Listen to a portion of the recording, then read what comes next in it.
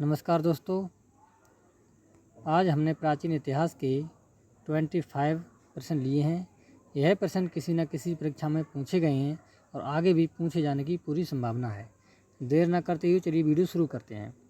यहाँ पर हमने पहला प्रश्न लिया है, गौतम बुद्ध ने महापरिनिर्वाण कहाँ प्राप्त किया? तो कुशीनगर में। तो ये प्रश्न बहुत ही बार आया हुआ है। अगला प्रश्न, बुद्ध के उपदेश का संबंध मुख्य रूप से किससे था? तो उनका जो संबंध था विचार और आचरण की शुद्धता से था।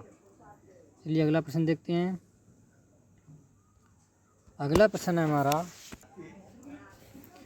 बुद्ध ने अपना पहला उपदेश कहाँ दिया था? तो सारनाथ अर्थात ऋषिपत्तन में। बहुत ही बार आए हुए प्रश्न है। अगला प्रश्न, जीवन कष्टों और दुखों से भरा है, यह कथन है भगवान बुद्ध का। अगला प्रश्न, जातक कथा संबंधित है गौतम बुद्ध से। अगला प्रश्न, चंद्रगुप्त मौर्य के दरबार में आने वाला यूनानी राजदूत कौन था? तो मेगस्थनीज था।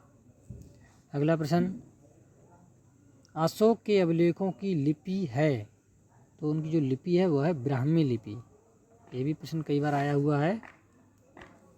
चलिए अगला प्रश्न देखते हैं। सांची का स्तूप किस राज्य में है? मध्य प्रदेश में है और रायसेन जिला में। अगला प्रश्न, संगम साहित्य भारत के किस राज्य से जुड़ा है? तो तमिलनाडु से। अगला प्रश्न, किसके शासनकाल को प्राचीन भारत का स्वर्णिम काल कहते हैं? तो गुप्त शासनकाल को। चलिए अगला प्रश्न देखते हैं। यहाँ पर लिखा है, भारतीय नेपोलियन किसे माना जाता है? तो समुद्रगुप्त को भारतीय नेपोलियन मानते हैं। बहुत ही बार आए हुए प्रश्न है। अगला प्रश्न, चंद्रगुप्त को भारतीय नेपोलियन किसने कहा? तो विसेंट स्मिथ ने। ठीक। अगला प्रश्न, मेघदूत के लेखक हैं कालिदास। चलिए अगला प्रश्न देखते हैं। अगला प्रश्न है हमारा, मुद्रा राक्षस के लेखक कौन है? तो है विशाखदत्त। अगला प्रश्न, आर्यभट्ट थे एक प्रसिद्ध, तो ये खगोलवेत्ता थे। पल्लवों ने शासन किया कांचीपुरम में। अगला प्रश्न, चोल राजवंश का संस्थापक कौन था? तो विजयालय। अगला प्रश्न, यहाँ पर लिखा है, तंजावुर के बृहदीश्वर मंदिर को किसने बनवाया था? तो चोल शासकों ने। अगला प्रश्न, बृहदीश्वर मंदिर को किस अन्य नाम से जानते हैं? तो राजराजेश्वर मंदिर। अगला प्रश्न, ग्रामीण स्वायत्तता किसके शासनकाल की विशिष्टता थी? तो चोल शासन काल की। अगला प्रश्न,